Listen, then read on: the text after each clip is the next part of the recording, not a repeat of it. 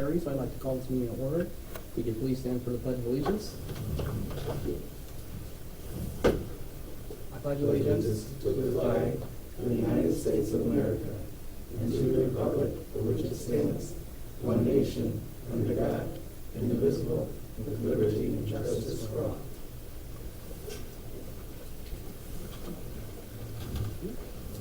Madam Clerk, could I please have a roll call? Supervisor Alex Savion. Here. Trustee Dean Morelli. Here. Trustee Karen Johnson. Here. Trustee Ron Alberico. Here. Trustee John Wright. Here. Highway Commissioner Jim Lounge. Absent. Assessor Marion Williamson.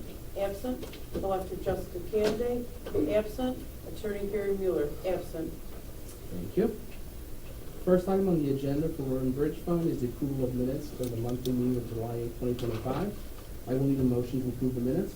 I make that motion. A motion by Karen Johnson, I'll second. second by Dean Morelli. Any questions on the minutes? Hearing none. All those in favor? Aye. Opposed? Motion carries. Moving on to bills. I have bills this month in the amount of $305,709.84. I will need a motion to approve the bills. I make that motion. A motion by Karen Johnson, Second. second by Dean Morelli. Any questions on the bills? Hearing none. Madam Clerk, could I please have a roll call? Savion. Yes. Morelli. Yes. Johnson. Yes. Alberico. Yes. Wright. Yes. Moving on to the Highway Commissioner's report. I was not left with a report from the Highway Commissioner. Madam Clerk, were you? I was not. All right, we'll move on. I have no other business for Road and Bridge Fund. Do we have any final questions or comments from the board? Hearing none, if I could entertain a motion to adjourn the Road and Bridge Fund meeting. I make that motion. Motion by Karen Johnson, Second. second by Dean Morelli. All those in favor? Aye. Opposed? Okay, Road and Bridge Fund meeting is adjourned. Moving on now to the regular meeting. We have two presentations tonight before we move on and start with regular business. First up, we do have Ms. Rita from CASA. If you would like to go up to the podium, have the microphone in front.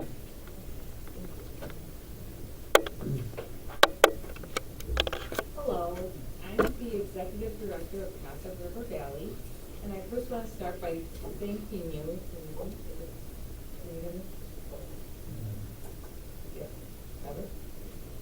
Sounds a little bit better, doesn't it? I can hear you. So I first want to start by thanking you for giving us the opportunity to share with you updates on the CASA program. And I see some familiar faces, and some of you, it may be new, so I'll start with how and the background on CASA. So CASA stands for Court Appointed Special Advocates, and Casa River Valley is a not-for-profit organization dedicated to advocating to the best interest of abused and neglected children in the judicial court system in Will and Grundy counties. These children come into care due to situations such as neglect, physical and sexual abuse, domestic violence, mental health issues, and substance abuse. Through no fault of their own, these children are thrust into a chaotic world of new foster parents, homes, teachers, social workers, therapists, and doctors. They become separated from the only family they have ever known. This is where the CASA comes in. In CASA, the volunteers are the source of constant support to the children in foster care. From day one, they meet with the child and make sure that they are adjusting to and healing in their new environment. CASA makes sure that these children do not fall through the cracks of the system. We provide consistency of care throughout the child's journey and advocate for their interests. With a high rate of caseworker turnover with DCFS, having a CASA gives a child the consistent advocate they need to depend on. Having a CASA advocate means children spend less time, an average of 8 months less time in foster care.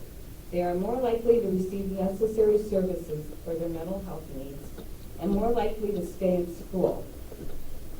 Volunteer advocates pledge to remain on the case for the entire time the child is in the jurisdiction of the juvenile court.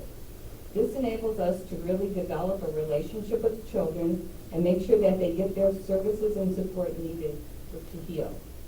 In Will County, annually, there are over 600 children in foster care.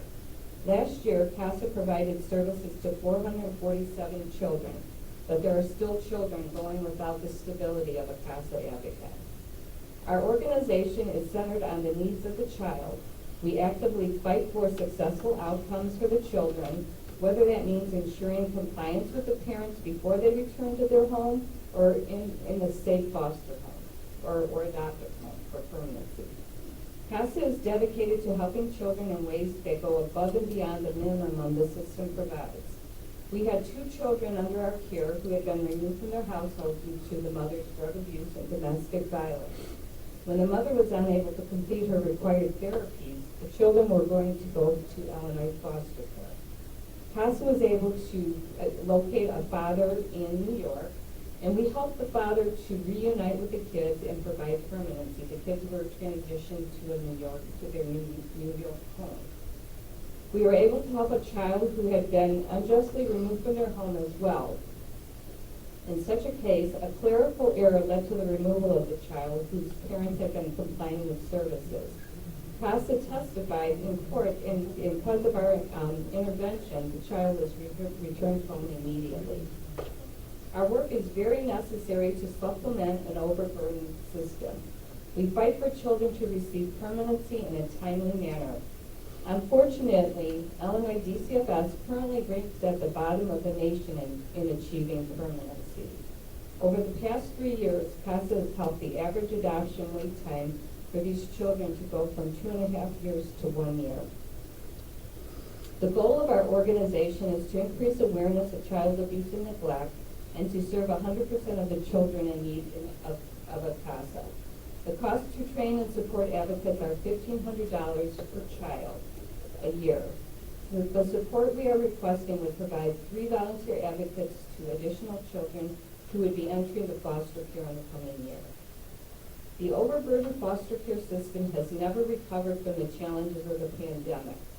In today's fiscal environment, programs are marked by significant federal grant funding cuts. The CASA staff and volunteers remain resilient. We're tenacious and unwavering in our commitment to the children we serve in our community. Securing adequate resources is essential to ensuring that CASA River Valley program is equipped to navigate the budgetary challenges and deliver court-ordered advocacy, care coordination, and support services to children in need. On average, as I mentioned, it costs about $1,500 per year per child to sustain these critical services. CASA served 10 children from the Lockport Township community, alongside with 14 children from Romeoville and 10 children from Crest Hill last year. We respectfully request a donation of $5,000 to ensure Lockport Township's most helpless children get the resources they need. CASA delivers essential advocacy and support services at no cost to our children and families. We rely heavily on the generosity of our donors to empower our volunteers to be steadfast champions for the youth in our community. Your partnership directly supports life-changing outcomes for children who depend on us. CASA River Valley is greatly appreciative of our partnership with the Lockport Township over the years. We could not do our work without your support. So thank you for your consideration, and we do hope that you are able to support us by providing the senior shuttle for our upcoming train ride in December, if you're able to do that as well. So we're greatly appreciative. Thank you. And are there any questions? Thank you for your work. Thank you. Up next on the presentation list, we do have Miss Addison Way, who is our intern here at Lockport Township for the summer. I'm going to start by sharing our screen here, but Addie has been with us for most of the summer, and she's actually done some really good work. Some of it which is actually on the table in front of you, so if you'd like to take a peek after the presentation, you can. And the other is a project that I think will really benefit the township. And so I'm going to start now with sharing the screen. To the side. All right, but with that, if Addie, you want to take it away? Yes, it's just fun. You want to test it? Yeah, we're good. Okay. I would just like to first start off by saying thank you all for joining us tonight. I really appreciate it. I just want to give a quick overview of my internship here at the township this summer. First off, I want you guys to get to know a little bit about me. My name is Addie Way. Obviously, I've been the intern here this summer. I will be going into my senior year at Lockport Township High School this upcoming fall. In my future, one of my main goals is hopefully to become a lawyer. I would love to go to law school and earn my JD. I've always been really interested in government and politics. This internship has really helped improve my knowledge of all of that and really further my interest. Outside of work, my main hobbies are playing sports. As you can see here, I play basketball and softball, and I've played those for a very long time. I also enjoy hanging out with my friends, reading, as well as hanging out with my family and my new puppy, Jessie. First off, I had two main goals for this summer. First off being the cheat sheet, which is the packet that you guys have in front of you. Essentially, I went around the community and interviewed different elected officials. In the picture here, you can see I met with Representative Avalar, and also I met with different Senator Capel and different people in the community. I essentially asked them different questions about their work, what they liked, what they didn't like, what their responsibilities were. I gathered their contact information, I took notes down, and when I came back to the township, as you can see on the sheet, I wrote down basic information about their responsibilities, more personal stuff about examples of how they have helped people, and their contact information. Hopefully this can help residents understand what their officials do and how they actually help them, as well as if they need to contact them, they can do so using the information provided. Secondly, I'd say a bit bigger of a goal that I did this summer was help to create a digital newsletter. There were many challenges like how do we format it? How do we get people's contact information? What information do we need? How do we store that? In 4 steps, I helped to create a newsletter. The first being obtaining a platform that would help to store people's information, as well as create the format that you see on the right side.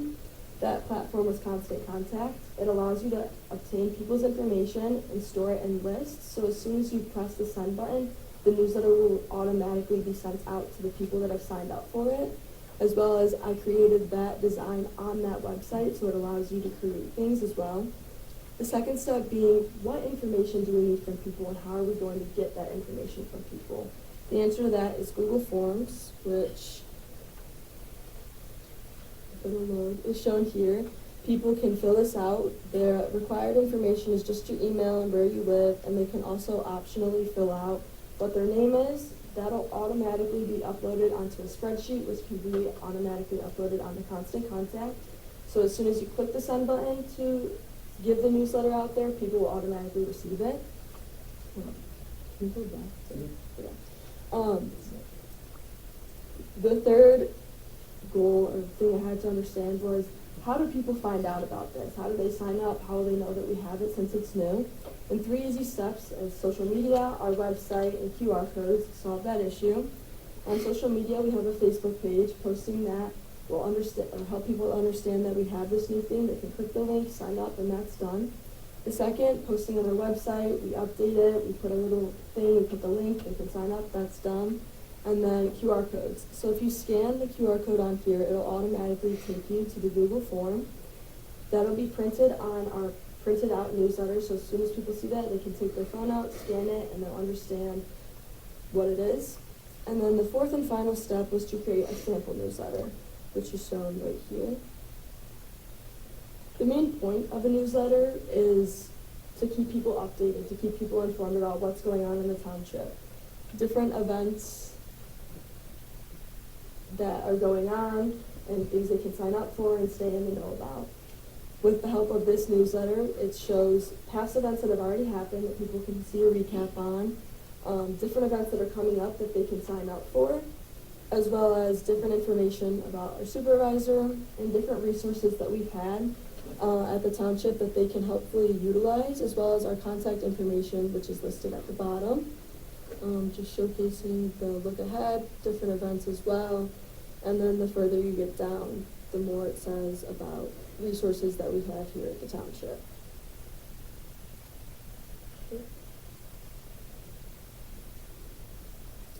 That was all. I would just like to say thank you for taking the time to listen to me and about my internship this summer. I'd also like to give a big thank you to Alex for having me be the intern this summer. as well as Carrie and Mila for always putting up with me and making work so fun. And I would like to open it for questions or feedback. Awesome. Can we give Addie a big round of Yeah, applause for that? great Thanks so much, Addie. Does the board have any questions either about Addie or a little bit of the work that she did? I do think one thing that we really try to do at the township is have Addie really work on a project that would, one, really hone her skills, but two, ultimately this isn't project work where we made her go fetch some coffees or make some, fetch coffees or make copies or anything. This is work that we can take away and actually use with our residents, right? When residents can read this and learn more about township officials, and then the digital newsletter is a nice little project that can help us communicate with residents as well.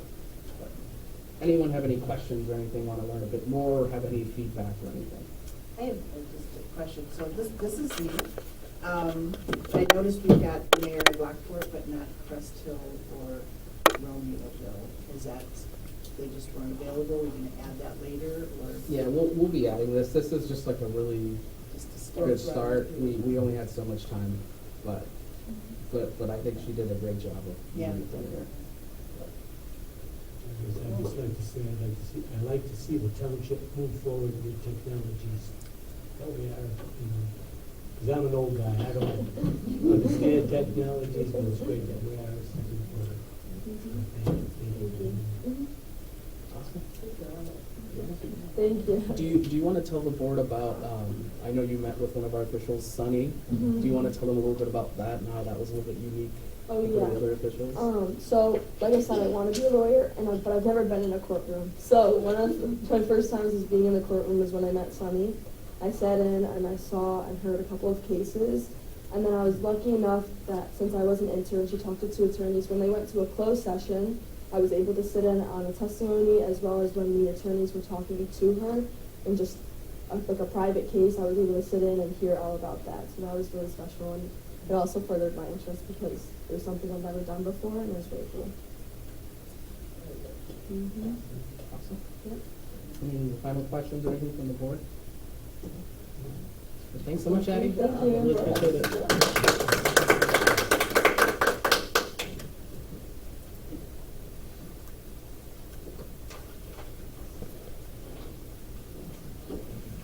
All right. We'll move on now to regular business. First is the approval of minutes. We have two sets of minutes tonight. One is for the monthly meeting of July 8th, 2025. And the other is the release of executive session minutes for January 27th, 2025. I will need a motion to approve those sets of minutes. I'll make that motion. A motion by Karen Johnson, I'll second. second by Dean Rowley. Do we have any questions on either of the two sets of minutes? Hearing none, all those in favor? Opposed? All right, minutes are approved, motion carries. Moving on. Moving on to bills. We have three sets of bills tonight. For town, I have bills in the amount of $194,971.85. For senior, I have bills in the amount of $18,755.95. And for GA, or general assistance, I have bills in the amount of $26,834.78. Do we have any questions on either of the three sets of bills? Hearing none, if I could entertain a motion to approve all three sets of bills. I'll make that motion. I have a motion by Ronald Rico, A second? second by Karen Johnson. Madam Clerk, could I please have a roll call? Johnson, Yes. Morelli, Yes. Alberico, Yes. Sapien, Yes. Wright. Yes. Moving on, do we have any public comments from any residents tonight? Alex, I just was gonna bring up, I know when Rita from CASA mentioned, about the funding, I know we do have a line item for CASA, however, it was a little different, what she was requesting. Do we discuss that and vote on it, or Sure. is that something, we do have the next meeting, or how is that done? Sure, give me one moment, let's finish up public comment and then we'll Okay. address that. So our final call for any public comments from residents. All right, hearing none, move on to reports. But before reports, to address your question, trustee Morelli, yes. So I believe the amount that was requested by Rita from CASA is a different amount than the line item. In the line item, we have 2,000. So the way it works, it goes one of two ways. For the 2,000, because that's in our budget, it's a line item, we can just mail out the check. But for the remaining amount that is 3,000, we have two options. If we have an amount available in other line items that are relevant, like community organizations, et cetera, then we as a board can vote on it, and I'm happy to put on the agenda for September. We can vote on it there. If there are no line items available, or we can't seem to find the funding in these line items, then we'll have to wait to either amend the budget or introduce that new line item or increase that line item in, coming new budget in the new fiscal year. But yeah, ideally we'd like to consider it sooner rather than later. So after the meeting, I'm happy to look at the finances and discuss with you as well to see if we can find funding in other line items. Did I answer your question? All right, moving on to reports. Madam Clerk, clerk's report. The floor is yours. Thank you, Supervisor. In the past month, the clerk's office has continued to see many people for notary services and baby diaper distributions. I would also like again to remind the board one last time to complete your required OMA training prior to the deadline of August 17th, 2025, which is 90 days after taking your oath. I will need everyone to turn in their training certificates to me as well, please. The Deputy Clerk continues to purge our office records to comply with the Local Records Disposal Act. As another reminder, I encourage each office holder to also begin the yearly required record purging as well. Lastly, I am pleased to announce that the Clerk's office has arranged for the company HerScan to come to the Township building for 2 events. I will be using my Clerk's conference room for these events. HerScan is a traveling organization that offers breast cancer ultrasound screening. They bring their mobile medical team to our location. Their staff handles all pre-registration signups and phone calls, along with all marketing materials tailored to our specific needs.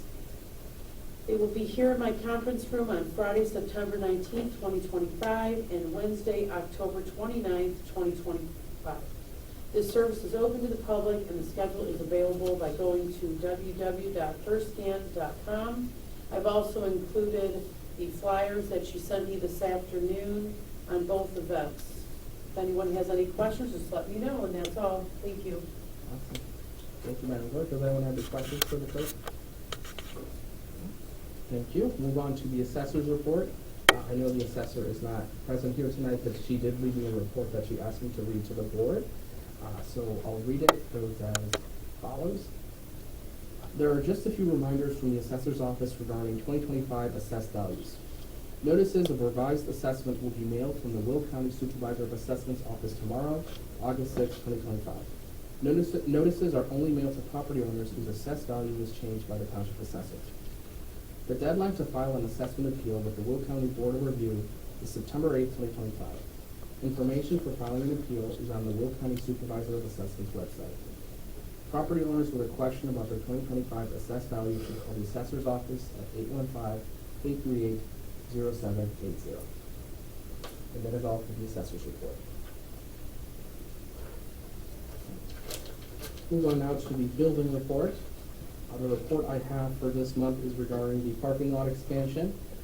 So on August 1st, which was last Friday, Trustee Morelli, as well as the Township Senior Maintenance and I, we had a meeting here at the Township with the City of Lockport, and as well as the engineers from the Will Group, who are the engineers who are creating the preliminary diagram and proposal to, potentially create a detention pond on the west side of the township and then expand our parking lot. And so upon meeting with them, the engineer, pitched the proposal, et cetera, and I'm happy to report that the City of Lockport agreed and approved for us to move forward. Now, at this time, that meeting was the final part of the contract with the engineer. This contract was one that we approved, the previous board approved late last year.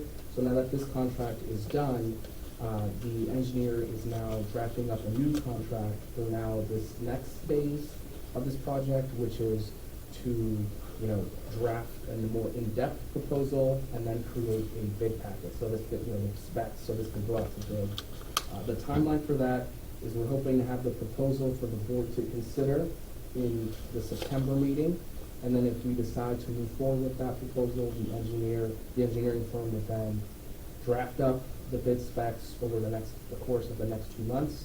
And the hope is that we would then go out to bid early next year. Any questions on the bidding report? So if we had talked about before about whether to use that whole area up there or a portion of it, does the engineer have a direction on that, or are they coming up with different possibilities, or where are we going? Sure. So I don't have the diagram in front of me, and I'll make sure that the engineer sends you the most recent, newest diagram, which I will forward to the board. But essentially what we are doing is we are expanding the parking lot as much as we can here on the west side. There will be a detention pond up on the west side. We have to create a detention pond regardless of what we decide to build. So we'll expand the parking lot on the west side. We're not touching the south side at all. We don't have any property there. And then over on the east side, we're not fully expanding it 100% up until the entrance. It's closer to more like 50%. But then up on this north side, we won't be expanding the parking lot. As my conversation with individual board members, we wanted to have one side of the township have some sort of vacant lot in case of any future projects. Having said that, we will be we will be adding a mini driveway to the west side of the new garage, just because at this time we do have a garage door on the west side, and it's currently all grass, so it's not a usable door at the moment. But other than that, we're looking at keeping that side of the property untouched, which also is the easiest part, because we have a lot of septic, a lot of other things underneath, and documentation. We worked with the county for a couple of months. We worked on this in the past, and documentation for everything that is there underground is very, very limited. And so that would likely require an additional study, change orders, et cetera, excavation. So at this time, we're looking at just leaving it as is. But I will request, he did have a new design. I will be sure to forward to the board. I have a question. Yes. In with the meeting with the city, I guess let me get to the point, curbs and gutters and lights, are they saying we have to have that, or we don't have to have that, or are we planning on that? Dean, if you could correct me, fill me in here. They did let the engineer know that there is an ordinance that would require some of those parts. If I remember correctly, they did require curbs and gutters, and then they wanted like a little island, like you see over at Walmart. And then I don't remember if there was anything else, do you? No, curb and gutter on the south side, like you said, that's kind of shut off anyway. Around the back, there'll be curb and gutters, but there'll be a way for the water to run through, And on that side, they're letting us keep it without the curb for right now, because like Alex said, there might be some future decisions made over there. As far as the islands, I know they talked about it. I don't know exactly where or how many. I think once we get specs from the engineer, we'll be able to, either negotiate with them or see, because I mean, obviously, there's no use behind the building. I mean, if they want one or two in front of the building. What about lighting? Lighting, that would be part of it. Yeah, they did. I don't know if they specifically mentioned lighting, but they did mention islands. So We could be having nice to have some lighting. Sure, yeah. Like I said, we've got a nice light on the front of the building. I know we could put one on the back side, or if they've got requirements, it's not gonna be that much. All right, just kind of wondering. Yeah. I have a quick question. Yes. Would it be possible to speak with the engineer about maybe creating a frontal barrier to protect the front of our building? Ron, you talked about that in years past. What's to prevent someone from driving straight into our building? Okay. This building does lend itself. It does. So, we had talked in the past, you joked, try to have the round spheres out front, but if there was some kind of curbing or something that they could put in front for safety. Okay. Good to know, I made a note of that, thank you. Thank you. Anything else regarding the parking lot? All right, we'll move on to mental health. At this time, we'll just look at the invoices. So, I do have the invoice for the month of June, and then I mentioned that the July invoice is incoming. I did receive it this morning, so I did include a copy of the July invoice in everyone's packet. For the month of June, we were at a little above 12,600 for the month. For the month of July, we were at a little over 12,200 for the month. This is a little bit lower than previous months, but it also tracks with behaviors. We usually tend to go down over the summer, and then we likely will see an increase in the colder months, specifically in the winter. We do have enough funding for an additional month, but also at this time we are due for a new approval, given that this is a new board and a new term. But I have potential approvals for that in the approval section that we'll discuss in a little bit. But in the meantime, did anyone have any questions on these invoices regarding the community mental health project?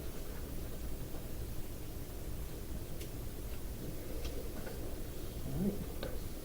So we'll move on now to the senior bus report. So regarding the senior bus, in the month of July, the senior buses, we have about 497 trips or total rides.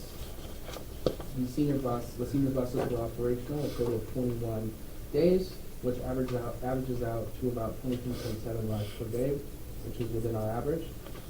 Now, our average rides per month did go down slightly from 526 in the past month to 522. But again, we are still slightly above our 2024 average. Anyone have any questions regarding the senior bus report?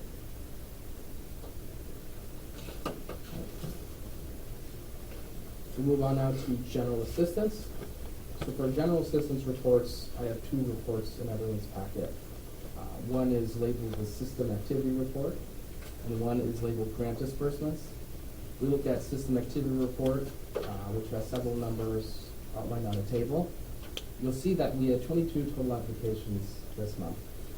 I will say this is a considerable increase from previous months on average. We've averaged between 8 and 10. This is now the second month where we've seen a pretty large increase. I will say that there is one main reason why we're seeing an increase, and that is because the LIHEAP, which is the utility assistance program that many residents do rely on, has run out of funding, and I know they did lose a big chunk of their federal funding. And as such, any residents that now apply for LIHEAP are being referred to us. And so we have seen an increase in applications. We have been able to work on these in a timely fashion, but we have seen an increase, and we continue to see an increase for the foreseeable future. Having said that, of those 22 applications, 3 at the time of the creation of this report were still in process. 19 were not eligible for general assistance. And of those 19, 14 were eligible for emergency assistance, and there was a total grant amount given out in the amount of $11,611.20. If we look at now the report labeled grant disbursements, we see that $11,600 was distributed among 21 grants total to 11 people. And again, we see these two amounts match. Do we have any questions on the general assistance report?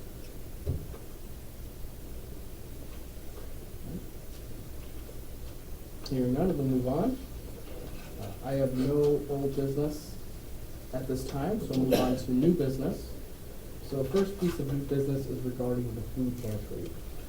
So the food pantry, we want to give everyone a quick refresher that Trustee Karen Johnson and I met with the Township Attorney Gary Mueller, along with senior management from the Lockport Food Pantry that resides here in our building. We met with them several weeks ago, and at the time, the next steps were one, for us as a township, Trustee Johnson, to present to this board the idea that the Fish Food Pantry senior management team wants to retire, and they would like to propose that the township, acquire the food pantry so that it's formally under township as opposed to being a third party. I did check in with them to see how their board reacted, and they let me know that they did have an official board meeting actually yesterday, and that their board officially gave the green light. And so with that, I'm now just going to discuss with the attorney so we can establish some formal points of contact. So it does look at this time we'll continue to move forward.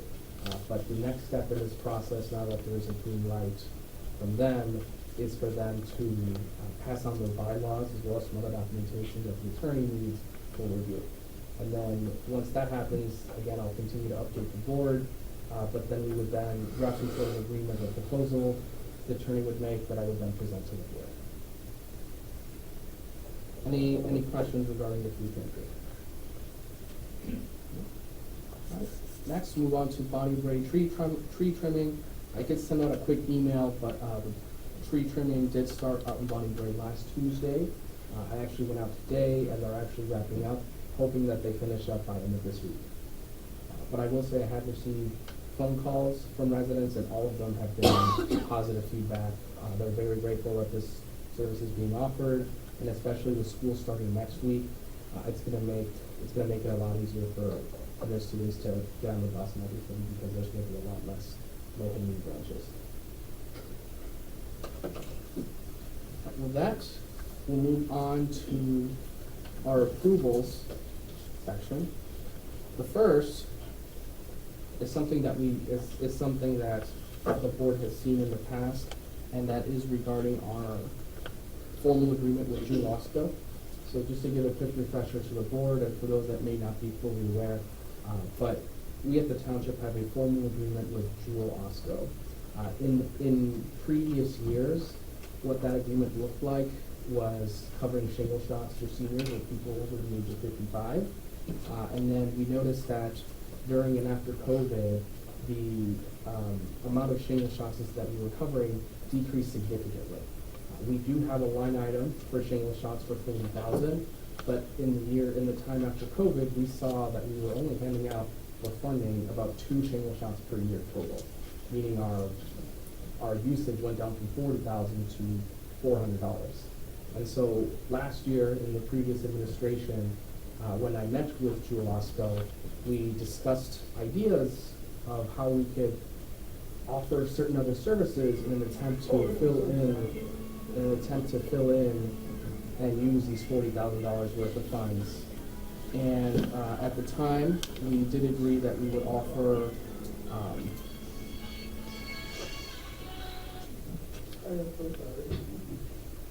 and what we agreed on at the time is that we would continue to offer the shingles shots vaccine, but then we would offer a variety of health screenings for seniors. And those health screenings are mainly A1C reading, cholesterol reading, blood glucose reading, and blood pressure readings. And that was just for people who are 55 and older.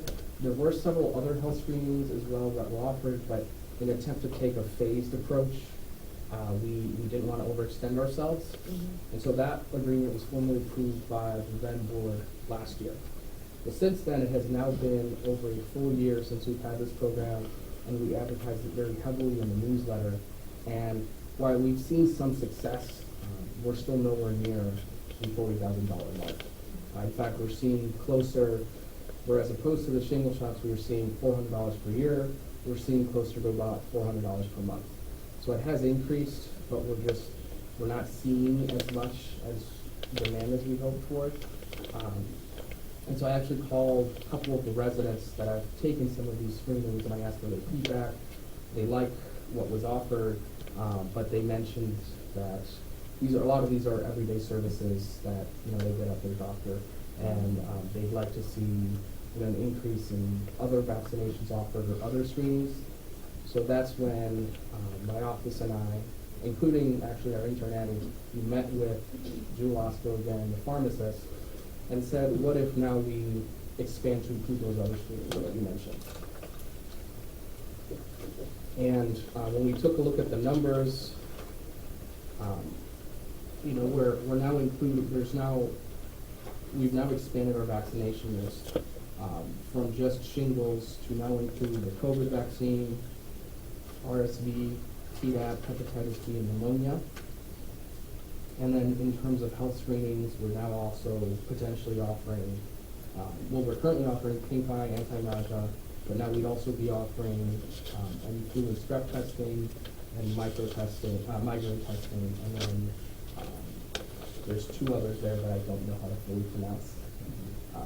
But taking a look at the numbers, you know, we'd be well still with, even if this went to the full amount, we'd still be well within the budget to cover all of these services. But I think it'd be a good idea if we expanded this partnership, include more of these services. But also, I think it would be a good idea if we now remove the age limit.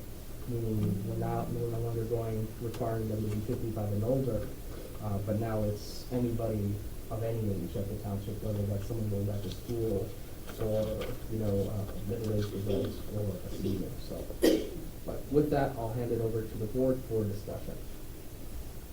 And my first question would be the funding. If we lower the age, it has to come out of both town and Correct. seniors. Okay. Correct. Yep, and when I had looked at the numbers, originally, the amount we were looking at was closer to like 30 to 50,000, which is why I said, oh, let's just start with our seniors. And that was assuming that every single senior that did go to Jewel would then come to us, right, which wasn't the case. But now, again, if we did see a full demand, 30 to 50,000, regardless of age, again, that's assuming they all come to us, but we have to split the funding between senior and town. And thankfully, Jewel does a really nice job of giving us a very itemized invoice that finance uses.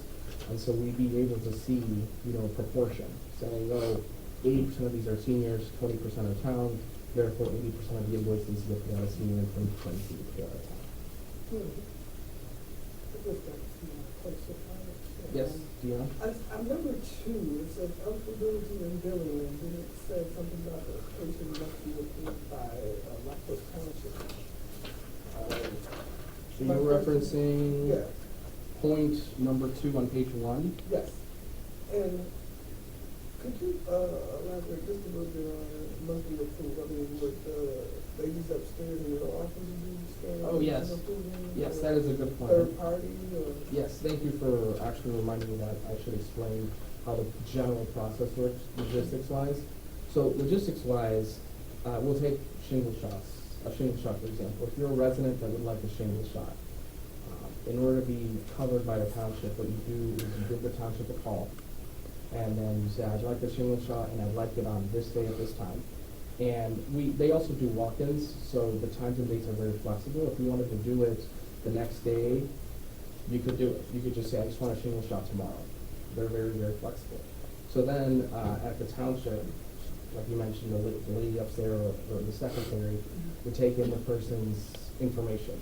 So their name, their address, and their phone number. The address is just to verify that they're all a resident of Lockport Township. That information then goes into a locked and shared confidential spreadsheet that only Jewel Osco has access to.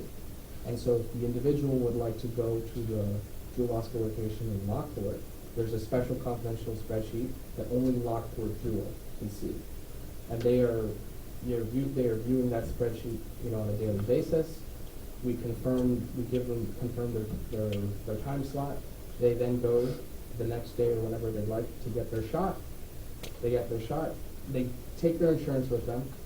Their insurance will pay what they can. Whatever the insurance doesn't cover gets invoiced to us. If they don't have insurance for any reason, the township covers the full cost. But at no point does a resident ever see any sort of bill. They just walk in, get their service, walk right out. Okay, you know, the township will notify the township through email? That's the part you're talking about, the spreadsheet, right? Yes. Okay, just wanted to make sure it wasn't something different. Okay, thank you. Yeah, of course.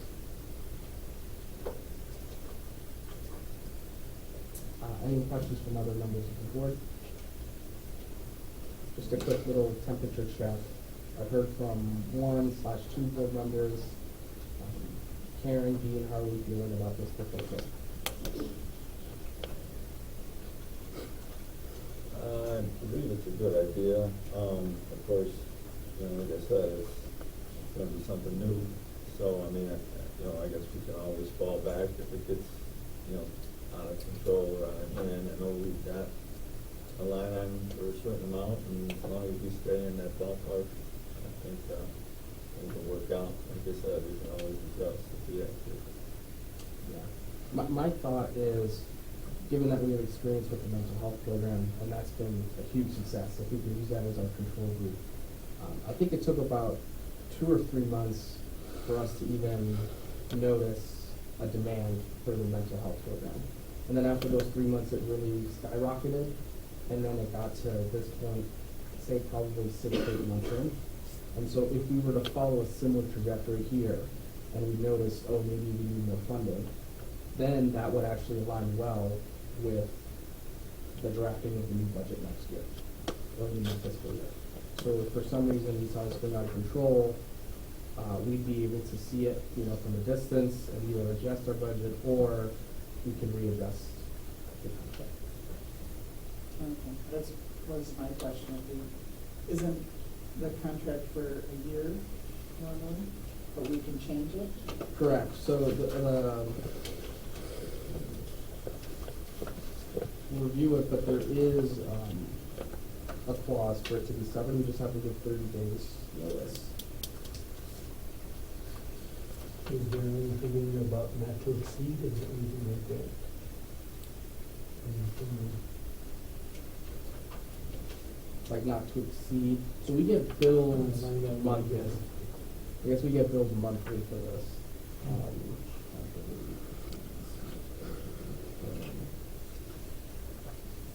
Yeah, so we just have to manage it. Yeah.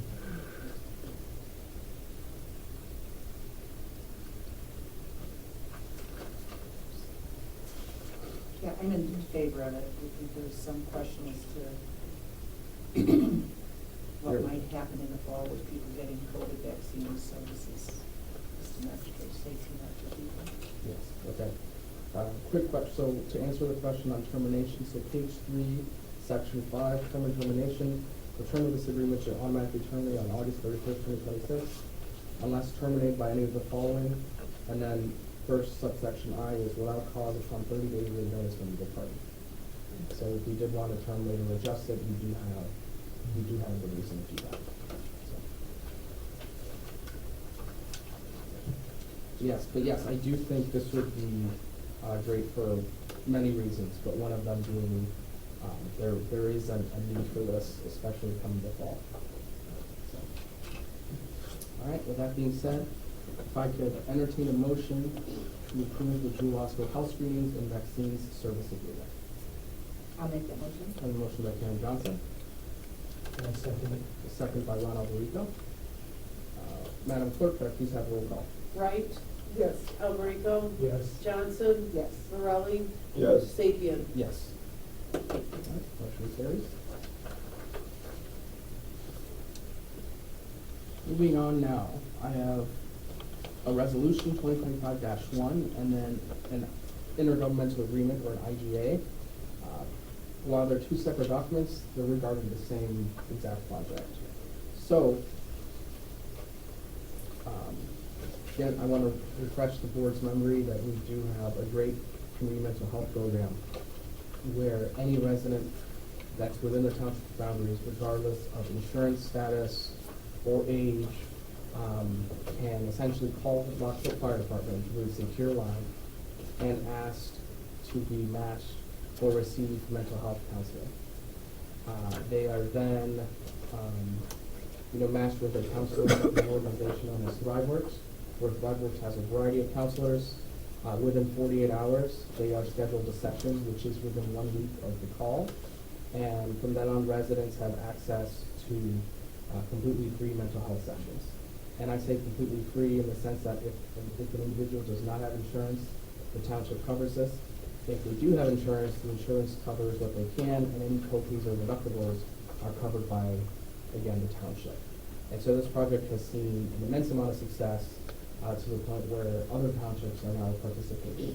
So this originally started in Joliet Township, and it's now in the city of Joliet.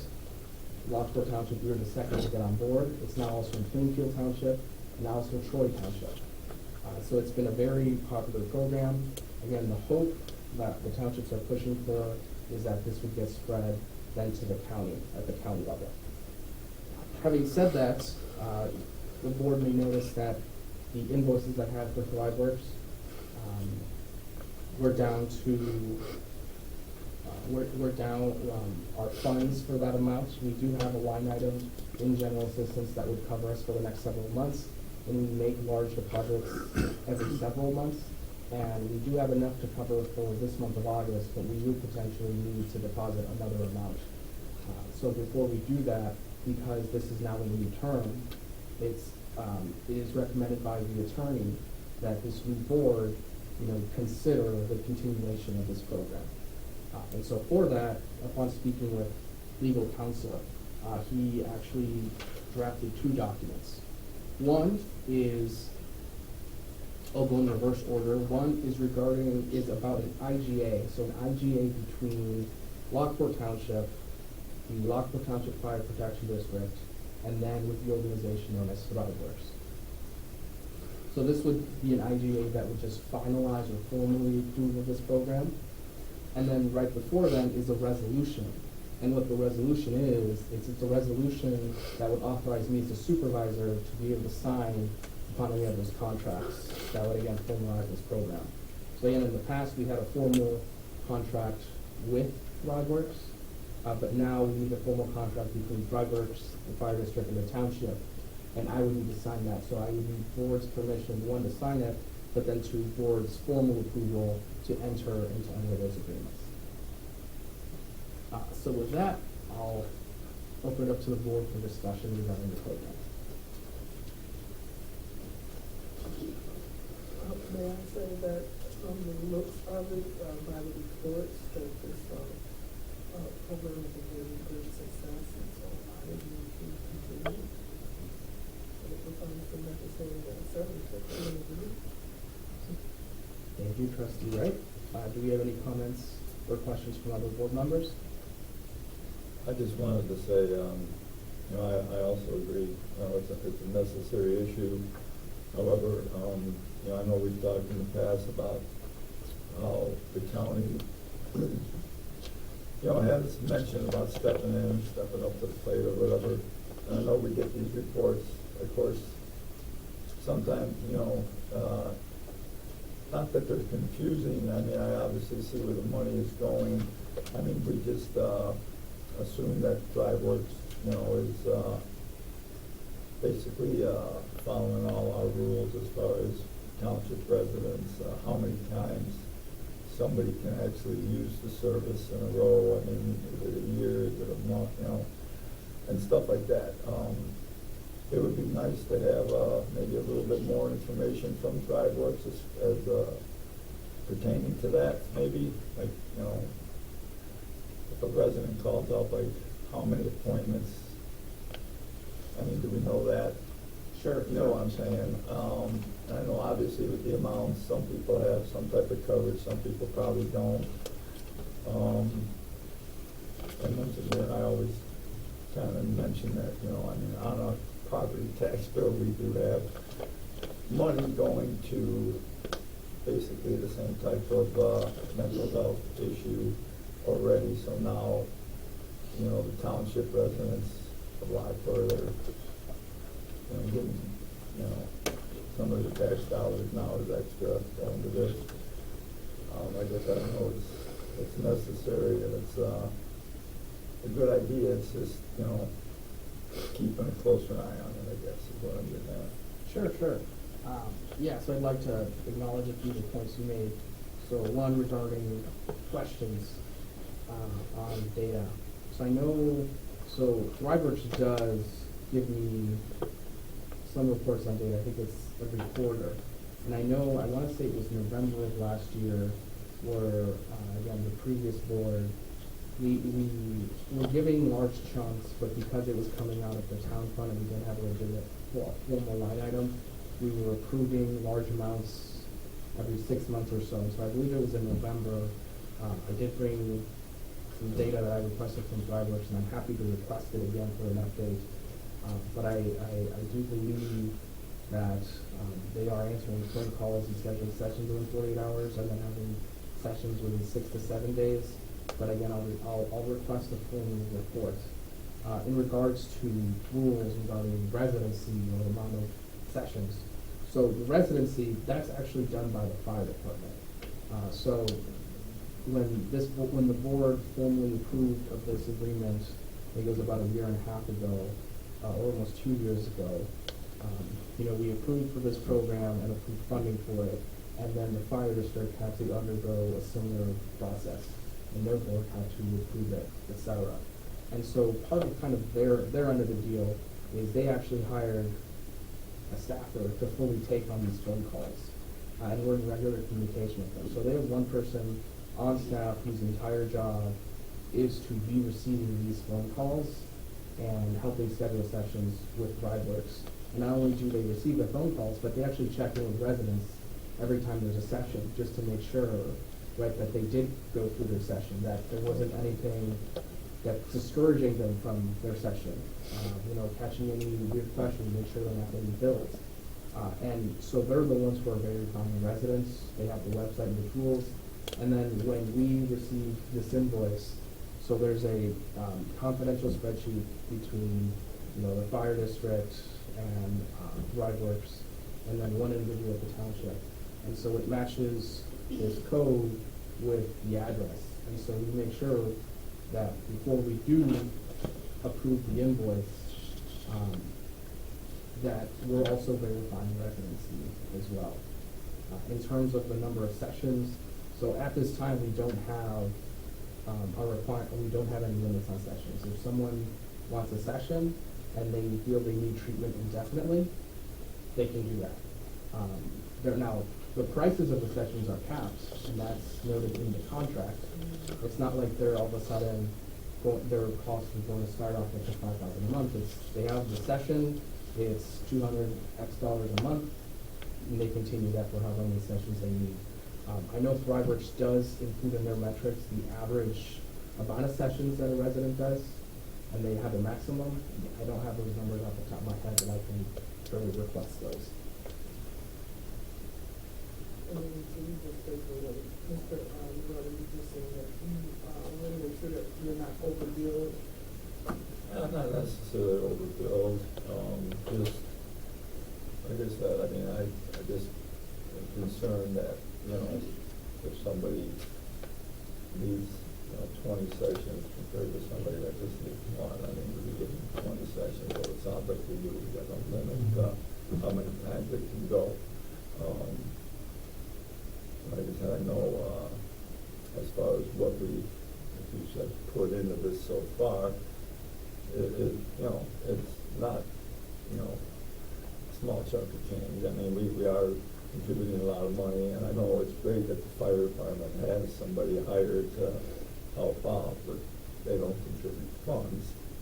So, and like I said, the fact that, like I said, the property tax bills is already a mental health charge for the citizens of the county. So, like I said, just so we keep a close eye on it, Yeah. I guess. You know what I'm saying? Yeah, and I think the point you make about, taxes, I think is good. We should be fiscally responsible, and it is the job of the board, to be the tax watchdogs, as we, often refer to them. I will make one point. Yes, there was a referendum a few years back, and there's now a line item on people's property tax bill, including my own, that there is a certain amount of money that's being paid towards for the county to fund a mental health program. And I would say two things. One, I've strongly expressed my dissatisfaction to the county that such program is still not formally launched. And so have other townships and the fire departments, which is why we have been spreading this program to other townships in an attempt to pressure the county to finally take this over. Fortunately, they have some other political issues going on. But then secondly, in terms of if residents are double paying on their taxes, I want to quickly note that this is funded through our General Assistance Fund, which is our public aid fund. And our General Assistance Fund, we don't levy for that, meaning we don't ask money on people's property taxes. That is funded entirely through, one, interest generated, and then two, the property replacement tax. which is, funds given to us to the state comptroller's office, there is no control over, and that is essentially tax money received through businesses. And whether we use that money or not, that is money that we receive. So, I think there's a little bit of a distinction there, but I do appreciate, the want and the need to be fiscally responsible.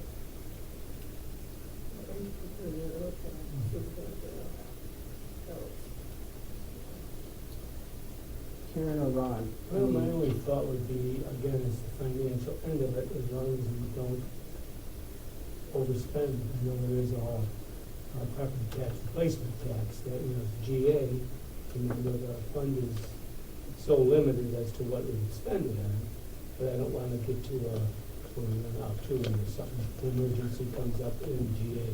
Right. Obviously, just keep an eye, we've got to keep a strong eye, we as a board, Right. watch it. Right. I will say, right now, we are receiving a good amount of property replacement tax, given that we have a very healthy amount of reserves. Mhm. So we'd be able to see from a mile away if we were running out of funds, but point taken. Another thing too to the board, if the board wishes to see some metrics or some data, we can table this for next month. I want to make sure that if we do approve this, I want to make sure we approve it and everyone on the board is confident in the decision. So if we'd like some data, we can reconsider this in September. But Trustee Karen Johnson would like to ask for the. Yeah, I'm good, I'm all in for this.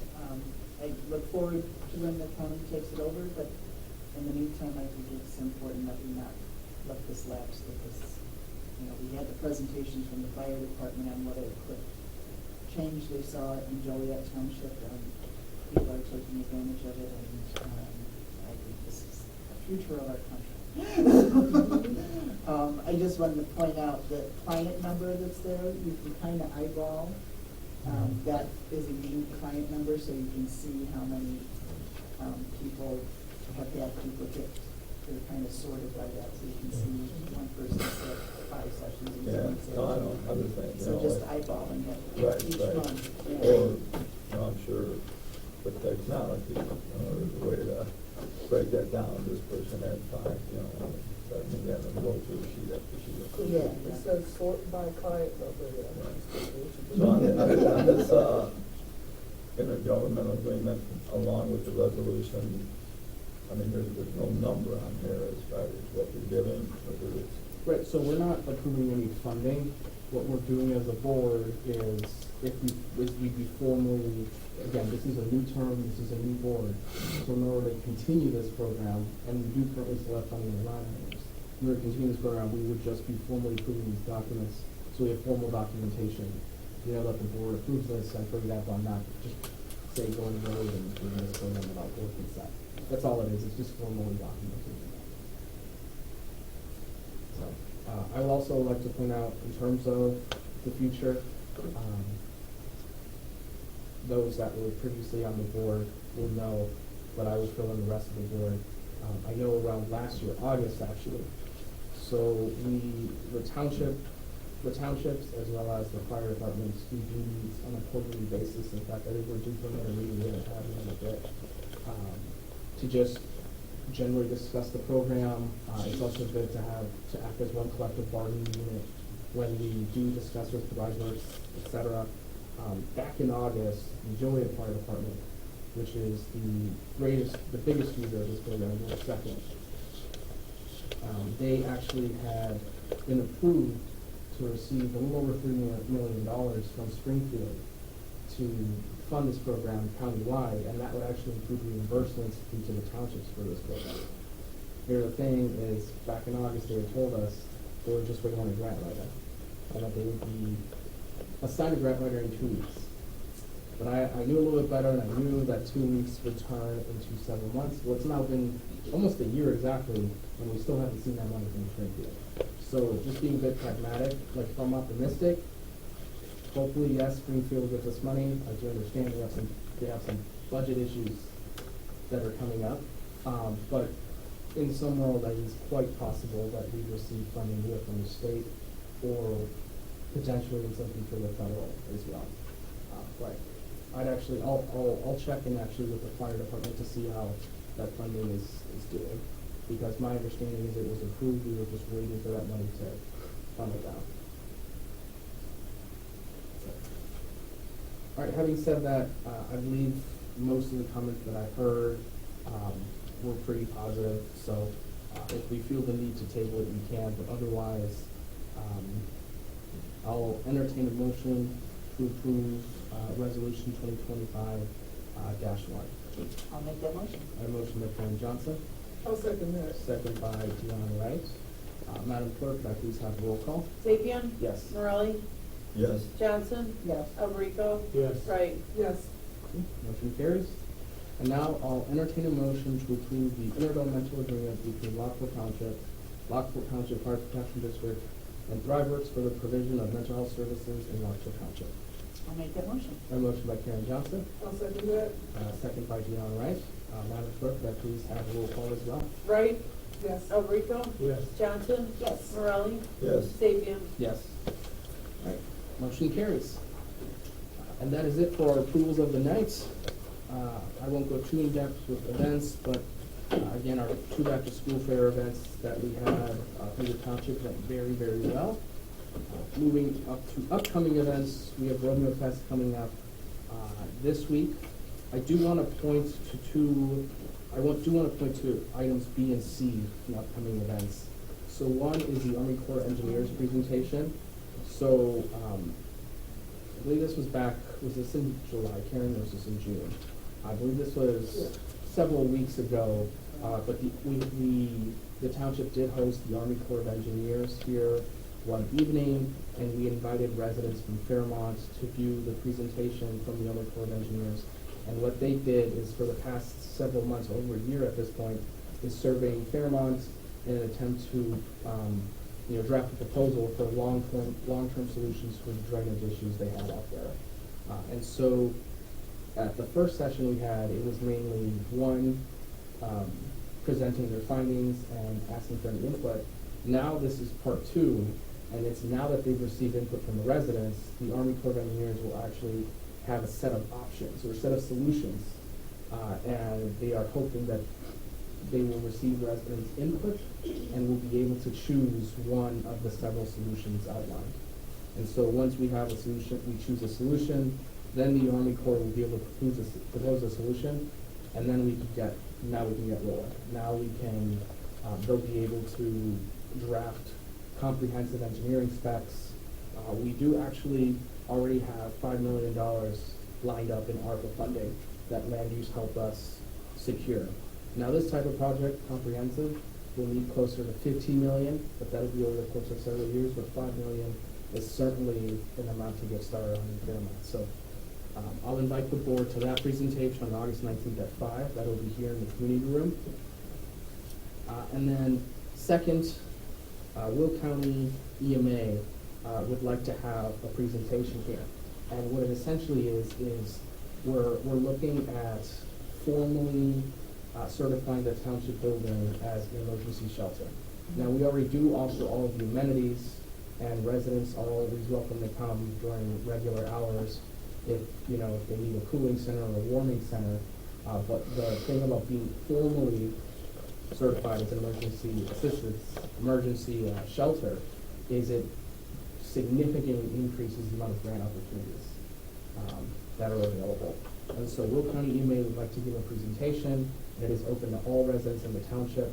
All it is they're just giving a presentation of, in case of any emergencies, here are locations you can go to, what to do, etc. Again, that'll be on August 26th, and that'll be at 6 p.m. here in the community room. And then after that, there's a list of other events coming up later this year. And as always, all board members are always welcome to attend. Any final comments from the board?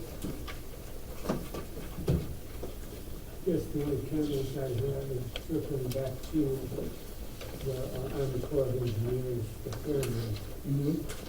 I know in past history, we did this already once with, I can't remember the engineering.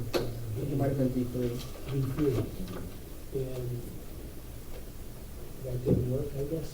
Yes, so and that's a good point, because a couple of residents mentioned that. And so it essentially boils down to, one, because that was approved, I believe, back in 2015, 2018, many things have changed. But one, without being too specific, there has been a group or an entity out in Fairmont that has been purchasing land out in Fairmont in massive amounts.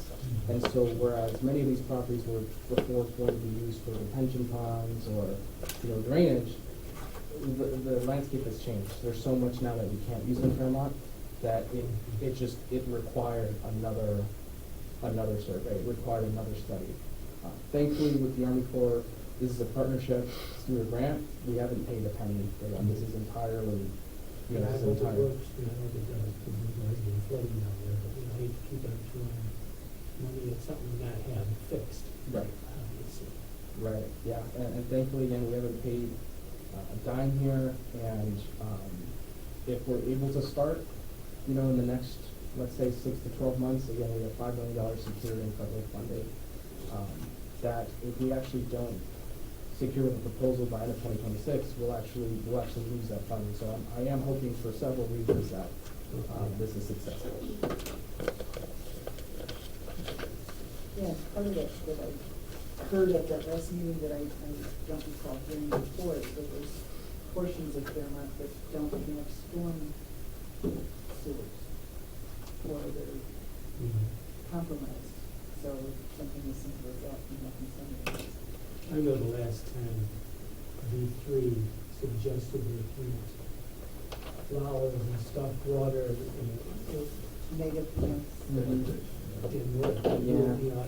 When it was proposed, I was pretty much told it's not going to work. And part of that too is at the time we were going off of funding the township had, or funding the county had, and It was the counties. Right, and so that funding, we're talking about of 300, 500,000, right? Like when we did some culverts in Riley Avenue, right, and now we were paving the road.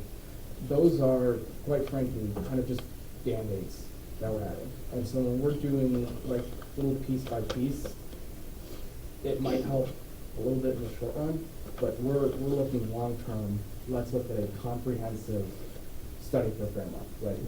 I know when we've had listening sessions with Fairmont at their church or from here at the township, the main asks are, one, drainage, and we've received lots of pictures because the flooding is out of control there.